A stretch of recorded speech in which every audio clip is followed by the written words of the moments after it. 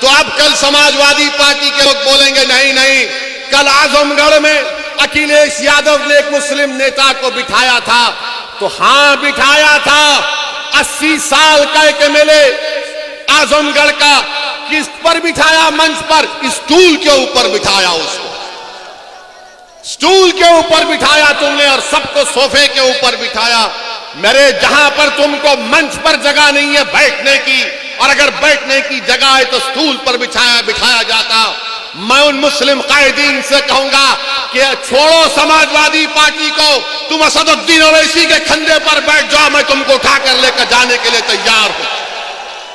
तुम समाजवादी पार्टी के नेता अखिलेश यादव भी सहारनपुर को आए थे ना सहारनपुर को। ईमानदारी से एक सवाल का जवाब दे दीजिए, क्या अखिलेश यादव के मंच पर, डाइस पर आपने कोई मुस्लिम नेता को देखा? क्या आपने अखिलेश यादव के मंच पर कोई मुस्लिम नेता को देखा सहारनपुर में? मैं बता रहा हूं वो मुस्लिम नेता कहां पर बैठे थे। मेरे पास फोटो है मुस्लिम नेताओं की, मैं डालना नहीं चाहता। वो मुस्लिम नेता किसी दूर एक खेत में दरी बिछाकर बैठे थे। समाजवादी पार्टी के सरबराह अखिलेश यादव सहारनपुर को आते हैं और उनके मंच पर मुसलमान नहीं बैठता। उनका नेता किसी दूर खेत में एक पेड़ के साए में दरी बिछाकर फलियां खाकर बैठा था कि नेताजी जब भैया जी जाएंगे हाईवे पे गाड़ी रोककर नमस्ते कर लेंगे। आप बताइए, जो अपने मंच पर मुसलमानों को नहीं बिठाता, तो अब कल समाजवादी पार्टी के लोग बोलेंगे नहीं नहीं, कल आजमगढ़ में अखिलेश यादव ने एक मुस्लिम नेता को बिठाया था। तो हां बिठाया था, 80 साल का एक एमएलए आजमगढ़ का, किस पर बिठाया? मंच पर, स्टूल के ऊपर बिठाया उसको, स्टूल के ऊपर बिठाया तुमने और सबको सोफे के ऊपर बिठाया। मेरे जहां पर तुमको मंच पर जगह नहीं है बैठने की, और अगर बैठने की जगह है तो स्टूल पर बिठाया जाता। मैं उन मुस्लिम कायदीन से कहूंगा कि छोड़ो समाजवादी पार्टी को, तुम असदुद्दीन ओवैसी के कंधे पर बैठ जाओ, मैं तुमको उठाकर लेकर जाने के लिए तैयार हूं। तुम मेरे कंधे पर खड़े हो जाओ, तुम मेरे बाजुओं पर खड़े हो जाओ, तुम पर मेरी जिंदगी कुर्बान, अगर मेरी लाश भी तुमको फायदा पहुंचाती तो इस्तेमाल करो उसका, मगर एक सियासी ताकत बनो, एक सियासी कुव्वत बनो। याद रखो अजीजान मिल्लत, मैं उत्तर प्रदेश के मुसलमानों से भीख मांग रहा हूं। 60 साल हो गए मेरे अजीज दोस्तों। एक तब्दीली पैदा करना पड़ेगा आपको, एक तब्दीली पैदा करना पड़ेगा आपको। अब नहीं चलने वाला ये सेकुलरिज्म का झूठा नारा, अब नहीं चलने वाला ये सेकुलरिज्म की तमाम झूठी बातें। सेकुलरिज्म के नाम पर अगर किसी को धोखा दिया गया तो उस कौम का नाम मुसलमान है। सेकुलरिज्म के नाम पर अगर किसी को गरीबी उसका मुकद्दर बना दिया गया तो वो तमाम सियासी पार्टियां हैं। मेरे अजीज दोस्तों और बुजुर्गों, आज आपसे मैं अपील करने आया हूं कि मुत्तहिद हो जाइए, मुत्तहिद हो जाइए, अपनी जमात से वाबस्ता हो जाइए, अपनी एक सियासी क़यादत को बनाइए। कोई नेता आसमान से नहीं आएगा, कोई नेता जमीन से निकल कर नहीं आएगा, मगर ये अल्लाह की जमीन पर जो हम हैं, अल्लाह ने हमको दिमाग दिया, सोचने और समझने का सलीका दिया, उसको इस्तेमाल करो। कौन है हमारा नेता? देख लो आप, कहां है तुम्हारी आवाज? तुम खुद ढूंढ रहे हो अपनी आवाज को सुनने के लिए। तुम अपनी एक ऐसी आवाज को सुनने के लिए तड़पते हो जो तुम्हारे दिल में छुपे हुए दर्द और तकलीफ को बयान कर सके। मैं आपसे वादा कर रहा हूं कि मजलिस इत्तेहादुल मुस्लिमीन को आप कामयाब करिए। सेकुलरिज्म मजबूत होगा, मजलिस के अगर कैंडिडेट कामयाब होते हैं, देश मजबूत होगा अगर मजलिस के एक सियासी क़यादत आप बनाते हैं। देश को ताकतवर कैसे बनाएंगे आप, जब भारत की सबसे बड़ी अक़लियत 14% मुसलमान का कोई सियासी नेता नहीं, कोई पॉलिटिकल लीडरशिप नहीं है, उसकी कोई वोट की अहमियत नहीं है। क्यों वोट की अहमियत नहीं है? क्योंकि बीजेपी और आरएसएस ने ये बता दिया आपको कि वो आपके वोट के बगैर भी हुकूमत बना सकते हैं। ठीक है वो बना रहे, तो क्या तुम अपने उत्तर प्रदेश में 20 एमएलए को नहीं जिता सकते? क्या 20 को नहीं जिता सकते? क्या 20 एमएलए को कामयाब नहीं कर सकते? जब 300 एमएलए बीजेपी के जीतते हैं तो क्या उत्तर प्रदेश के मुसलमान खालिस अपने वोट से 20 एमएलए को कामयाब क्यों नहीं कर सकते? कर सकते हैं। सिर्फ हौसले की जरूरत है, एतमाद की जरूरत है, बहादुरी की जरूरत है और बेखौफ होकर अपने वोट का इस्तेमाल करो। जब तुम्हारी क़यादत बनेगी तो तुम्हारा हक उस पर पहुंचेगा, वो दौड़ता हुआ तुम्हारे दरमियान में आकर खड़ा हो जाएगा। मगर अगर आप किसी और पार्टी के एमएलए को वोट देंगे तो वो उस पार्टी का मोहताज रहेगा, वो उस पार्टी जो कहेगी उस पर अमल करना पड़ेगा। मैं आपसे वादा कर रहा हूं कि मंदलिस के विधायक एमएलए जब जीतेंगे उन पर कोई रोक टोक नहीं होगा। खुली तरह उनसे कहा जाएगा कि बेबाक होकर मजलूमों की आवाज उठाओ, बेबाक होकर इंसाफ का मुतालबा करो, बेबाक होकर जालिम से पंजा आजमाई करो, डरो मत। जिंदगी एक ही बार अल्लाह देता है, जिंदगी का सही इस्तेमाल करो।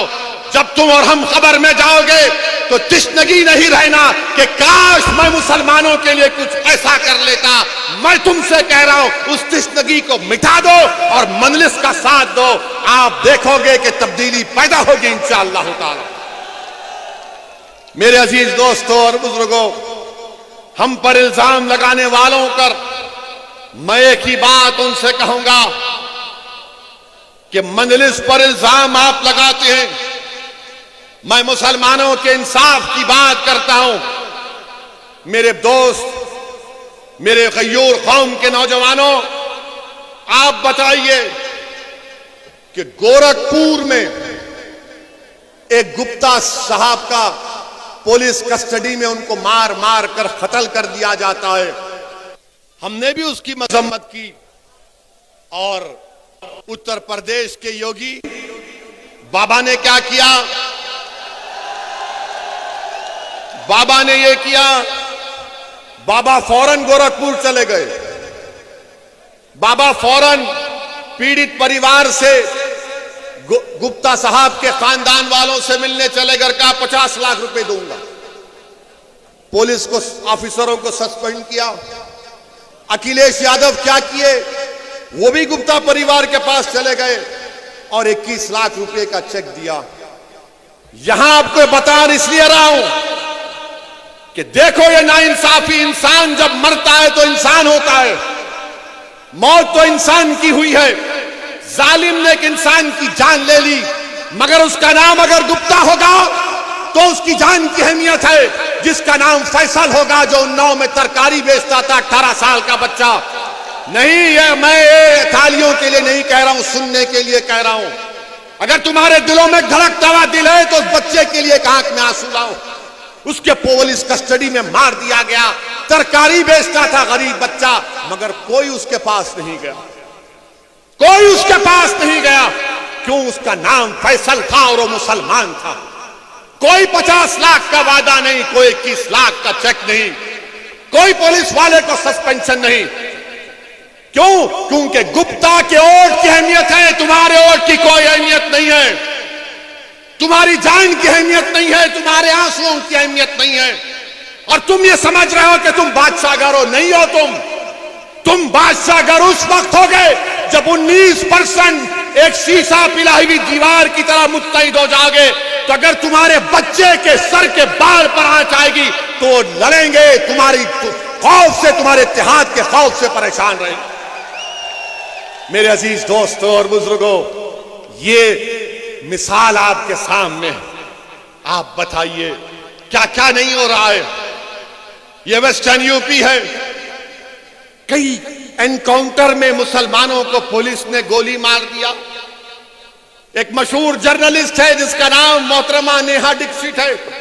कोई कहेगा कि ओवैसी झूठ बोल रहा है, जाओ वो जर्नलिस्ट की रिपोर्ट पढ़ लो, जिसने कहा कि सबसे ज्यादा मारने वालों को एनकाउंटर में मुसलमान थे, जेल में घुसकर गोली मार दी गई। आप बताओ फिर कौन से आप सेकुलरिज्म की बात कर रहे हैं? कौन से आपके वोट बैंक की आप बात कर रहे हैं? उठो उत्तर प्रदेश के मुसलमानों, ये वक्त ख्वाब गफलत से उठने का है। अपने दिमागों से उन जालों को निकालो जो तुम ये समझ रहे हो कि हालात सब सही है। नहीं है, हालात सब सही नहीं है। हालात उस वक्त सही होंगे जब आप एक करवट लेंगे। जिस तरह इस सरजमीन पर हमारे बुजुर्गों ने बातिल ताकतों और तूफानों के सामने एक शमा को रोशन किया था, आज उस शमा की रोशनी पूरे आलम में फैल चुकी।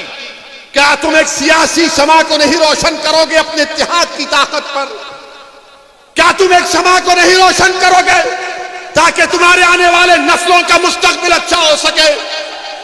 मैं तुमसे सिर्फ यही बोलने आया हूं, यही कहने आया हूं। अगर किसी को मेरी बात खराब लगती है तो मैं कुछ नहीं कर सकता, मैं ऐसा ही हूं, मेरी जबान ऐसी है, मगर सच्चाई को बयान कर रहा हूं। मेरे अजीज दोस्तों और बुजुर्गों, कौम और मिल्लत के जिम्मेदारों, मुअज़्ज़िज़ उलमाए किराम, असदुद्दीन ओवैसी सिर्फ यही आपसे गुजारिश करने आया है कि मैं यहां पर अपने लिए नहीं आया हूं, उतनी दूर से नहीं आया हूं। हम पर इल्जाम लगाए जाते हैं, मुझे उसकी कोई परवाह नहीं। इल्जाम लगते रहेंगे, इसकी मुझे कोई परवाह नहीं है। तारीख गवाह है, अगर कोई सीरतुन नबी की किताब को पढ़ेगा तो इल्जामात भी हैं, इल्जामात भी हैं।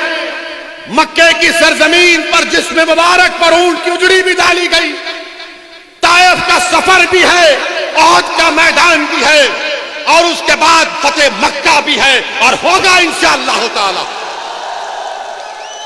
मेरे अजीज दोस्तों और बुजुर्गों, अपने हिम्मत और हौसले को बुलंद रखिए, अपने हिम्मत और हौसले को बुलंद रखिए और अपने इन दो बाजुओं पर भरोसा रखिए और अपने कुव्वत पर, अपने फैसलों पर पूरा एतमाद रखिए। जब आप अपने फैसलों पर पूरा एतमाद करके फैसला लेंगे, यकीनन तब्दीली पैदा होगी। अगर आप डर डर कर जिंदगी गुजारेंगे तो कहां फैसला ले सकते? यही सहारनपुर में किंद की गांव में मौलाना महमूद मदनी साहब ने एक यूथ क्लब बनाने का प्रोग्राम बनाया और भारत स्काउट्स एंड गाइड्स का नौजवानों के लिए वहां का बीजेपी का एमएलए काम को रुकवा देता है। कोई मदरसा नहीं बन रहा था, कोई मस्जिद नहीं बन रही थी, और ये काम हो रहा था तो उस काम को रुका दिया। आप बताइए फिर क्या है? कौन सी दुनिया में हम रह रहे हैं? उठिए, एक तब्दीली पैदा करिए।